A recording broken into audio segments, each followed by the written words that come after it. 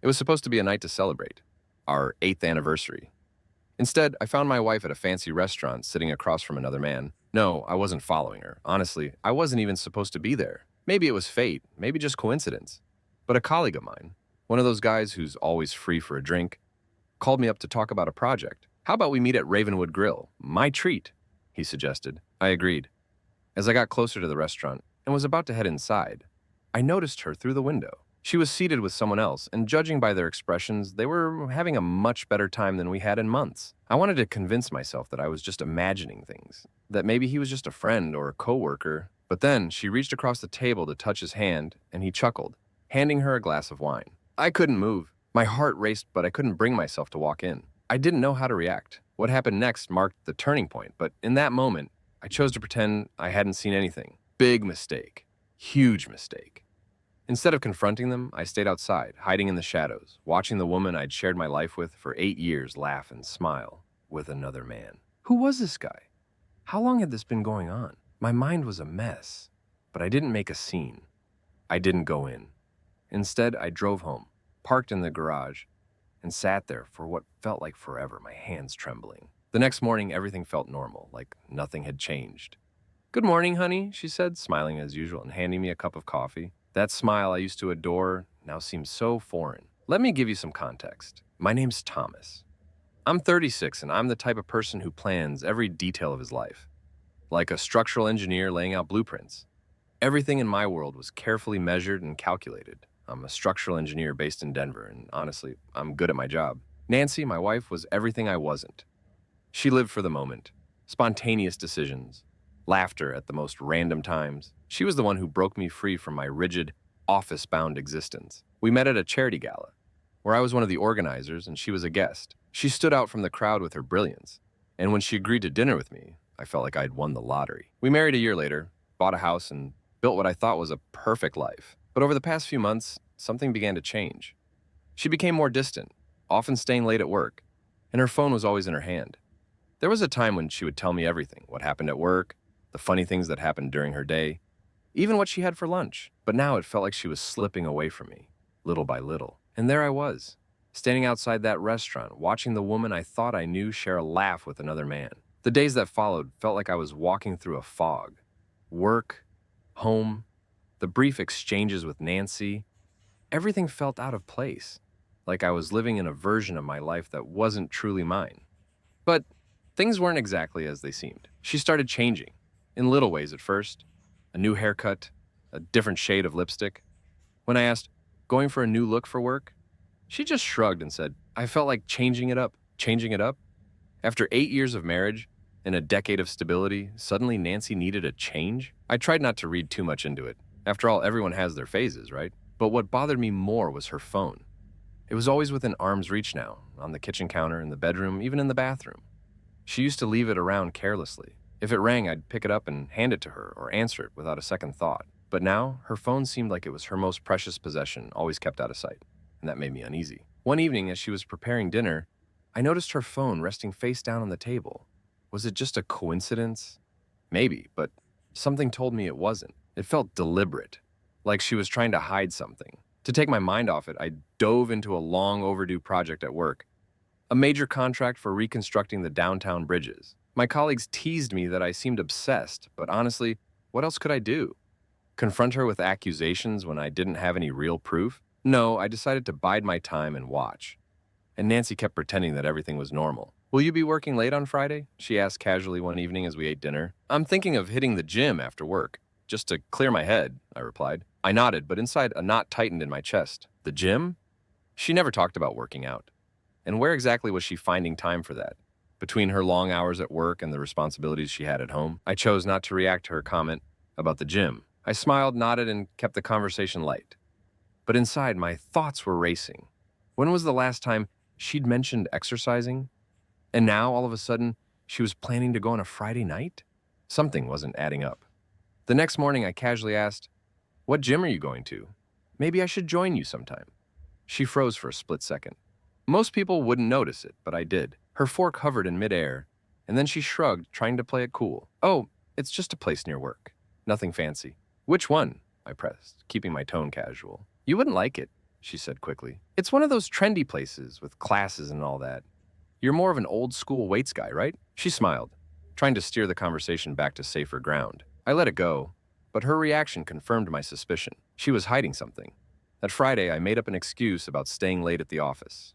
She didn't seem to care, barely looked up from her phone as she said, "Okay, have fun." At 6:30, I parked my car 2 blocks away from our house and waited. Sure enough, at exactly 7:15, she left. She wasn't wearing workout gear. No sneakers, no yoga pants. Instead, she was dressed in a fitted blouse and jeans that hugged her figure. Her hair was down, makeup subtle but polished. More like she was going on a date than to a gym. I waited until she pulled out of the driveway, then followed her. Now, I've seen my fair share of spy movies, but tailing someone in real life is a whole different ballgame. My heart was pounding as I kept a safe distance, my hands gripping the steering wheel so tightly they started to ache. She drove downtown, weaving through the streets until she parked outside a small cafe. I pulled over a block away and watched as she walked inside. For a moment, I considered just going in and confronting her, but something held me back. Instead, I waited. 10 minutes later, a man walked in. Tall, athletic build, with that overconfident swagger you see in guys who've spent too much time in the gym. They hugged. Not a quick, friendly hug either. It was the kind of embrace that lingered too long, with his hand resting a little too low on her back. I felt my stomach drop, but I forced myself to stay calm. I grabbed my phone and snapped a few pictures from the car. They weren't great, blurry through the windshield, but it was something. They sat down at a corner table, talking and laughing like old friends. Or maybe something more. I stayed outside, watching until they left an hour later. He walked her to her car, and when she unlocked it, he leaned in for a kiss. She didn't pull away. I sat there, frozen. It wasn't anger or sadness that I felt in that moment. It was something colder, sharper, a quiet, calculating fury. This wasn't just a one-time thing. It was planned, coordinated, and they thought I'd never find out. I stayed in the car long after her taillights disappeared. The night had fallen silent, but inside me a storm raged. Every instinct screamed at me to drive after her, confront her, demand answers. But I held back. Patience, I told myself. Rushing in now would get me nothing but lies. When I finally stepped inside the house, it felt foreign. The same walls, the same furniture, but everything seemed colder. I sat in the living room, staring at the framed photos on the mantel. Our wedding day, vacations, family moments frozen in time. They felt like artifacts from another life, one I wasn't sure I recognized anymore. Nancy came home a little after 10. She walked in with that casual air of someone who had nothing to hide, humming softly under her breath. "How was your night?" I asked, forcing a smile as I folded the newspaper in front of me. "Oh, fine," she replied lightly, tossing her purse onto the counter. "Tiring, though. Those classes are no joke." She said it so naturally, so convincingly, that for a split second I almost believed her. "You look like you've been working hard," I said, gesturing to her neatly pressed blouse and the light sheen of makeup on her face. Not exactly the look of someone fresh from a gym session. She shrugged, brushing past me to the fridge. "Yeah, well, I don't want to scare anyone off with a sweaty mess." She laughed, but I caught the slight edge to it, the way her voice cracked just enough to make me wonder. I decided not to push her. Not yet. Instead, I went to bed, but sleep didn't come easy. My mind replayed the past weeks in vivid detail. Her changes, her excuses, the way she'd started to seem like a stranger in her own home. I couldn't ignore it anymore. Something was wrong. The next day, while she was at work, I went through the usual motions of my own routine. I handled my meetings, answered emails, and even signed off on a big project. But my mind was elsewhere. I kept turning over the little details, how she'd become more protective of her phone, how her stories didn't always line up, how she suddenly had new friends she didn't bother introducing me to. It wasn't much, but it was enough to keep me restless. That evening, I noticed another small detail. Her phone, which she usually guarded like a hawk, sat on the counter while she stepped outside to take a call. It wasn't locked. I told myself to leave it alone. Snooping wouldn't solve anything. But then I thought about how many nights I'd spent second-guessing myself, wondering if I was imagining things. I needed to know if my gut was right. I picked up the phone and glanced at the notifications. Most of it was mundane. Texts from coworkers, reminders, the usual. But one notification caught my eye. It was from her bank. A recent purchase at a boutique hotel downtown. The knot in my stomach tightened. But I forced myself to stay calm. Maybe it was nothing, I told myself. Maybe it was for work. Maybe it was... No, I couldn't lie to myself anymore. I put the phone down just as she walked back in, still laughing from her call. She didn't even glance at the counter as she grabbed a glass of water and walked upstairs. I followed her a moment later, careful to act normal, but inside I was anything but. The next morning I woke up early, but Nancy was already up and bustling around the kitchen. She was humming again, a cheerful little tune that grated on my nerves after the night I'd had. "Morning," she said brightly when I walked in. She was flipping through a magazine while sipping her coffee like nothing in the world was out of place. "Morning," I muttered, pouring myself a cup and sitting across from her. She glanced at me, her smile faltering for just a second. "You okay? You seem distracted." "Work stuff," I said quickly, forcing a small smile. "Big deadlines this week." She nodded, seemingly satisfied with my answer, and went back to her magazine. But I could feel her watching me, out of the corner of her eye, like she was trying to figure out if I knew something. She didn't know that I'd seen her phone. She didn't know that the charge from the hotel was still burning a hole in my mind. By the time she left for work, I was already planning my next move. I called my office and told them I'd be working remotely for the day. Then I sat down at my computer and started digging. If there was something to find, I was going to find it. First, I pulled up our joint bank account. Nancy had her own account too, one she'd opened when she started her new job last year. But she still used our joint account for some things. That's where I saw it. Another charge from the same boutique hotel, dated 2 weeks earlier. This wasn't a coincidence. I leaned back in my chair, staring at the screen. My mind raced with possibilities, each one worse than the last. Then I noticed something else. The hotel charges were small, just enough for drinks or a meal. But there was another charge, much larger, to a high-end spa. Nancy had never been to a spa in her life. She'd always said they were a waste of money. So who was it for? I didn't have an answer yet, but I knew I needed more information. That's when an idea struck me, an old memory, something I'd almost forgotten. About 6 months ago, Nancy had complained about her old car acting up. It was unreliable, she'd said, not suitable for all the driving I do for work. So we traded it in for a brand new SUV, a sleek, top-of-the-line model. It had every feature imaginable, but what really caught my attention back then was the built-in navigation system. At the time, I remember reading about aftermarket GPS trackers and wondering if it'd be worth installing one for added safety. I'm an engineer. I like knowing how things work. I'd even gone as far as looking up a few options, just out of curiosity. But life got busy and I never followed through. Now, that little research project didn't seem so pointless after all. That evening, after Nancy went to bed, I pulled out my laptop and started digging. It wasn't hard to find GPS trackers. There were hundreds of options online. Some were the size of a credit card, others small enough to fit in the palm of my hand. The reviews were mixed, so I spent hours reading, comparing, figuring out what would work best without draining the car battery or being too obvious. Finally, I ordered a discrete model that connected via the car's OBD2 port. It was practically invisible once installed and could be controlled through an app on my phone. Perfect. When the package arrived 2 days later, I waited until Nancy was out running errands to install it. I popped the hood and fiddled around under the dash, pretending to check the oil in case any nosy neighbors were watching. It took less than 10 minutes to connect the device. And just like that, I had access to real-time updates on everywhere her car went. It wasn't just about catching her in a lie. It was about control. For the first time in weeks, I felt like I had the upper hand. Later that night, while Nancy scrolled through her phone on the couch, I sat across from her, casually syncing the tracker to my app. She had no idea. Over the next few days, I started checking the location history. Most of it was routine, her office, the grocery store, our favorite coffee shop. But one trip stood out. It wasn't to the boutique hotel I'd seen in the bank statement. No, this was a residential address in the heart of downtown. It didn't belong to anyone I knew, and Nancy had never mentioned it. I stared at the map, the pin marking the exact building she'd visited. Questions swirled in my mind.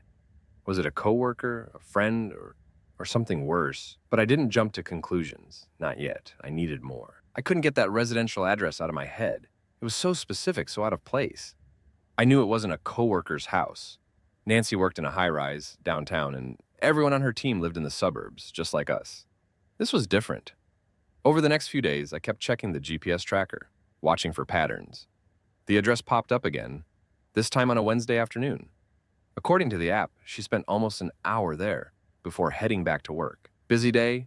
I asked her that night over dinner, keeping my tone light. "Oh, hectic as usual," she said, barely looking up from her plate. "Back-to-back meetings, you know how it is." I nodded, biting back the urge to confront her. The more she lied, the more determined I became to uncover the truth. The following weekend, I decided to take things a step further. I told Nancy I needed to spend Saturday morning at the office catching up on a project. She didn't seem to mind. In fact, she seemed almost relieved. Once she left to meet a friend for brunch, I grabbed my phone and punched the address into Google Maps. If she wasn't going to tell me what was going on, I'd find out for myself. The drive downtown felt like it took forever. My mind raced with possibilities, each one worse than the last. When I finally pulled up to the building, I parked a block away and took a moment to steady my nerves. It was an old brownstone, tucked between a trendy cafe and a yoga studio, the kind of place that looked like it had been renovated for wealthy tenants. I stayed in the car, watching the entrance, waiting to see if anyone came or went. About 20 minutes later, a man walked out. He was in his early 40s, tall and broad-shouldered, wearing a fitted jacket and jeans. He carried himself with that same overconfidence I'd noticed in the guy at the cafe. I grabbed my phone and snapped a quick picture through the windshield. The quality wasn't great, but it would do. For the next hour, I sat there, waiting for anything that would give me a clue about what was going on. But nothing else happened. When I got home, Nancy was already there, lounging on the couch with a glass of wine in hand. "How was work?" she asked, smiling like everything was perfectly normal. "Busy," I said, forcing a smile of my own. Later that night, when she was asleep, I pulled up the picture I'd taken of the man. There was something familiar about him, but I couldn't quite place it. I spent the next few hours scouring social media, searching for any connection between him and Nancy. It took longer than I expected, but eventually I found him. His name was Jake, and he owned a gym not far from her office. The pieces started falling into place, but there were still too many questions. Why was she going to his place? What was their connection? I didn't have all the answers yet, but I knew one thing for sure. Nancy wasn't the woman I thought she was. Finding Jake's name didn't bring me relief. If anything, it made things worse. Now I had a face, a name, and the location, but I still didn't know what it all meant. I spent the rest of the night obsessing over the details, piecing together fragments of information that refused to form a complete picture. By the time Nancy woke up the next morning, I was already downstairs, nursing a cup of coffee and staring out the kitchen window. "Morning," she said brightly, kissing me on the cheek. "Morning," I replied, forcing a smile. She poured herself a cup of coffee and leaned against the counter, scrolling through her phone. "What's the plan for today?" "I thought I'd do some yard work," I said. "Maybe clean out the garage." "Sounds productive," she said with a grin. "I'll probably just relax. It's been a long week." She said it so casually, so convincingly, that for a moment, I almost doubted myself. But then I remembered the lies, the tracker, the trips downtown. I spent the day outside, trimming hedges and pretending to organize tools in the garage. In reality, I was watching Nancy through the windows, waiting for her to make a move, but she stayed put, lounging on the couch with her tablet, occasionally stepping outside to water the plants. She was good. Too good. By the time evening rolled around, I felt like I was losing my mind. If I didn't figure out what was going on soon, the doubt would eat me alive. The next week, I decided to take another approach. I started waking up earlier than usual, pretending to get ready for work, and then sitting in my car down the block, waiting to see where she went after I left. Most mornings were uneventful. She'd head straight to work, just like she said she would. But on Thursday, she surprised me. Instead of driving downtown, she took a detour and stopped at a shopping plaza on the other side of town. I followed at a safe distance, parking a few spaces away and watching as she walked into a high-end clothing store. I sat there for nearly 45 minutes, waiting. When she finally came out, she was carrying a small shopping bag and had a satisfied smile on her face. As soon as she drove off, I got out of the car and went into the store. The sales associate looked up as I walked in, her eyes lighting up with that practiced friendliness of someone who works on commission. "Hi there," she said. "Can I help you find something?" "Actually," I said, keeping my tone casual, "my wife was just here. She said she'd pick something up for me, but I think I got the wrong store. Do you remember what she bought?" The woman tilted her head, her smile widening as if she was about to share a secret. "Oh yes, I remember her. Tall brunette, red blouse?" "That's her," I said, forcing a chuckle. "She picked out a gorgeous set of lingerie," the woman said, lowering her voice slightly as if sharing a juicy tidbit. "Black lace, very elegant. She said it was for a special occasion." The words hit me like a punch to the gut. I froze, struggling to keep my face neutral. "Oh," I said, my voice barely steady. "When she didn't mention that, I must have been planning a surprise." "Lucky man," the woman said with a wink before turning to greet another customer. I walked out of the store, my mind racing. Lingerie? Special occasion? Nancy and I hadn't had a special occasion in months. I got back into my car, gripping the steering wheel so tightly my knuckles turned white. This wasn't just some innocent shopping trip. She was planning something, and it wasn't for me. As I sat there, staring out at the parking lot, a cold determination settled over me. Whatever Nancy was hiding, I was going to find out. The drive home felt longer than usual. My mind was stuck on that black lace lingerie. For a special occasion, the saleswoman had said, but Nancy hadn't mentioned any special occasion to me. When I got home, she was in the kitchen, pouring herself a glass of wine. She turned when she heard the door and smiled. "Hey, you're home earlier than I expected." I nodded, hanging up my jacket. "Yeah, things wrapped up quicker than I thought." She leaned against the counter, watching me closely. "How was your day?" "Busy," I said, my voice steady despite the storm brewing inside me. "Yours?" "Same old," she replied with a shrug. Taking a sip of wine, I couldn't stop myself. "Did you do anything fun today?" Her eyes flickered for the briefest moment. So quick I might have missed it if I hadn't been watching her so closely. But she recovered fast, smiling casually. "Not really, just working and errands. Nothing exciting." I nodded, pretending to accept her answer, but my chest tightened. She was lying. Again. That night, as she slept soundly beside me, I stared at the ceiling, the events of the day replaying in my head. Every piece of this puzzle was falling into place. But I still didn't have the full picture. I needed more. The next morning, I woke up with a plan. "Hey, I was thinking," I said over breakfast, keeping my tone light. "We haven't had a date night in forever. How about this weekend?" Nancy hesitated, her fork pausing midair. "This weekend? I think I might have plans." "Plans?" I asked, feigning surprise. "Yeah, I think Claire wanted to get together," she said quickly, naming one of her friends. "Oh, that's fine," I said, smiling. "Maybe next week then." She looked relieved, her shoulders relaxing as she nodded. "Yeah, next week sounds great." But I wasn't letting it go. I waited until Saturday to put my plan into motion. Nancy left the house around noon, claiming she was meeting Claire for lunch. I waited a few minutes before grabbing my keys and heading out. I wasn't following her this time. I had something else in mind. The address from the GPS tracker still burned in my notes. That mysterious brownstone downtown. Today I was going to see it up close. When I got there, I parked a few blocks away and walked the rest of the distance. The building looked just as I remembered it. Elegant, discreet, with high windows and wrought iron accents. I stood across the street, my heart pounding, as I debated what to do next. A young woman stepped out of the building, her arms full of grocery bags. I saw my chance. Crossing the street quickly, I offered her a polite smile. "Need a hand?" She looked startled but grateful. "Oh, thank you, that would be great." I grabbed one of the heavier bags and followed her inside. The lobby was small but well decorated with polished floors and a sleek, modern design. She led me to the elevator and pressed the button for the third floor. "You live here long?" I asked, trying to sound casual. "About a year," she said. "It's a nice building, but a bit pricey." "Yeah, it looks like it," I replied, glancing around. As the elevator dinged open, I handed her the bag and thanked her for letting me help. She smiled and disappeared down the hall. But I didn't leave. Instead, I slipped into the stairwell, making my way back to the ground floor. I wasn't ready to knock on any doors yet. But now I knew where Nancy was spending her time. It was only a matter of time before I uncovered the truth. I didn't have to wait long to confirm my suspicions. The next day, I decided to take a risk. I told Nancy I was heading into the office for a meeting, but instead, I parked my car near that brownstone downtown. I had a hunch, and I was going to see it through. I sat there for over an hour, my eyes glued to the building's entrance.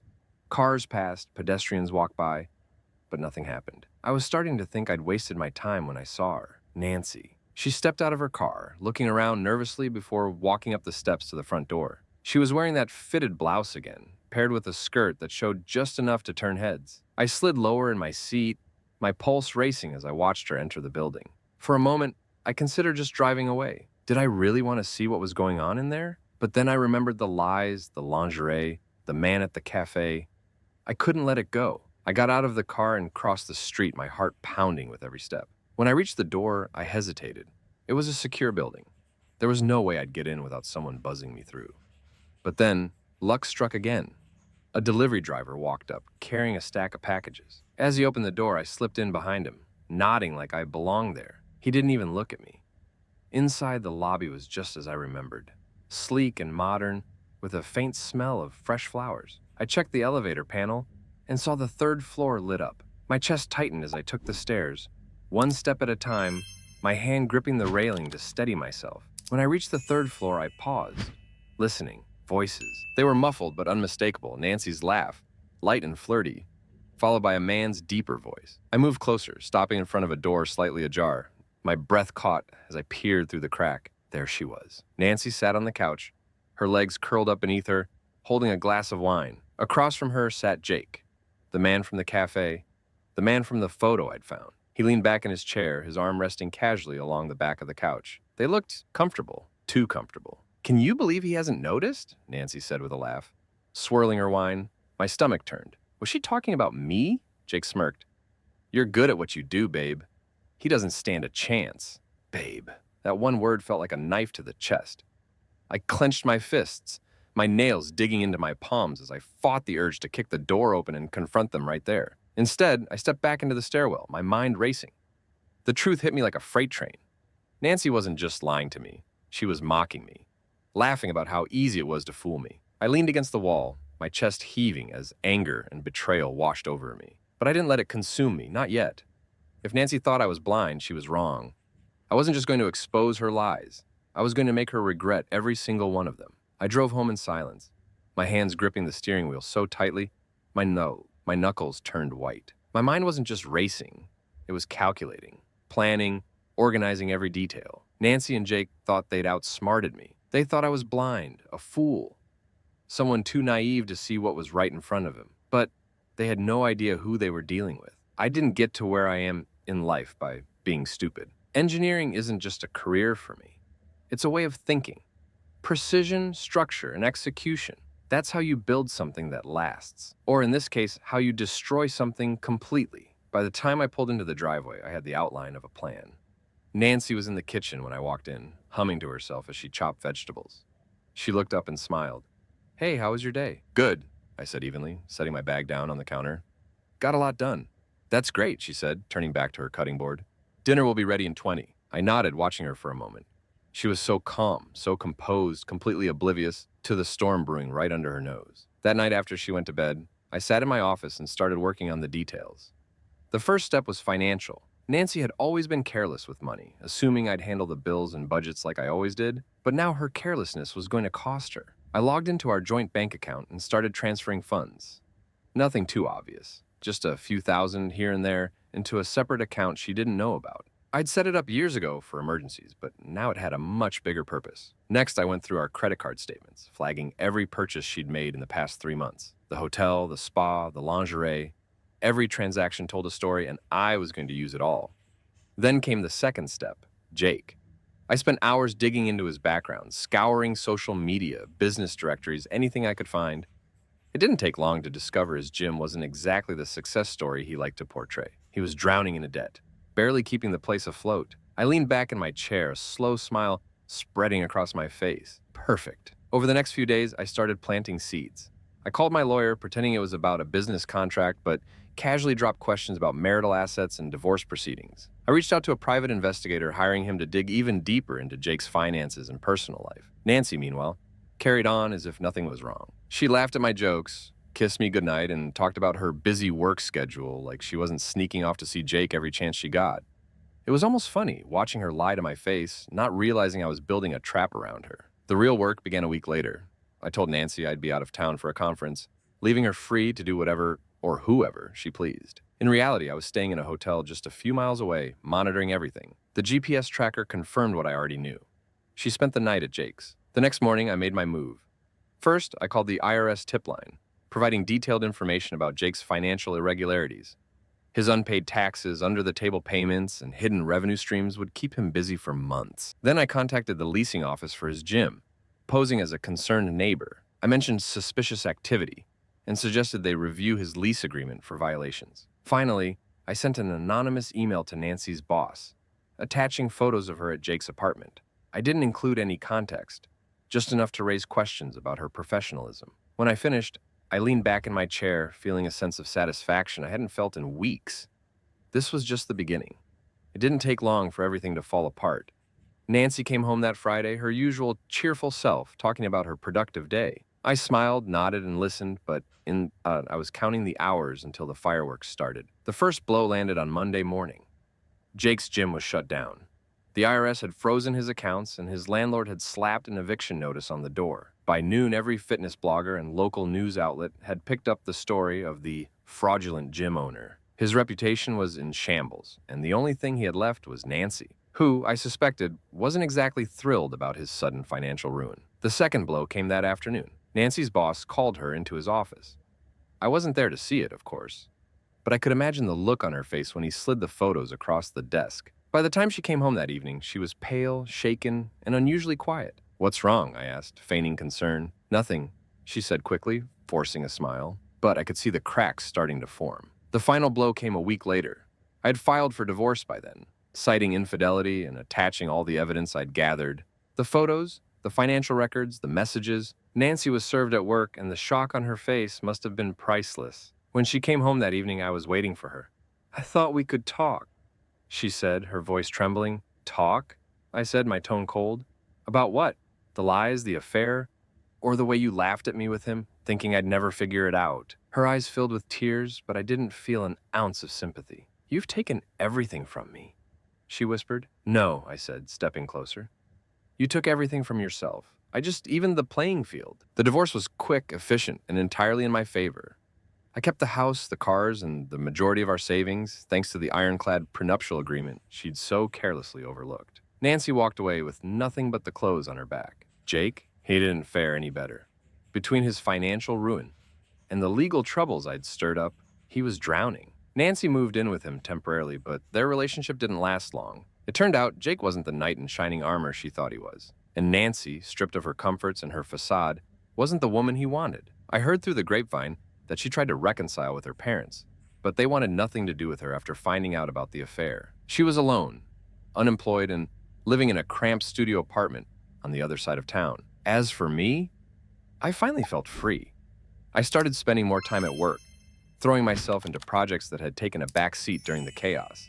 That's when I began noticing Naomi, a colleague I'd always admired but never really seen until now. Naomi was everything Nancy wasn't: kind, genuine, and warm. She had a laugh that felt like sunlight breaking through clouds, and she didn't play games. At first, it was just coffee breaks and casual conversations, but over time, something deeper began to grow. She didn't rush me, didn't push for answers, but I found myself wanting to tell her everything. For the first time in months, I felt like I was moving forward. Justice had been served. Nancy and Jake had paid the price for their betrayal, and I had reclaimed my life. Now, I was starting to build something new, one step at a time. And this time, I wasn't looking back. Thank you for listening the story to the end. Write your thoughts about it in the comments and do not forget to subscribe. See you in the next videos.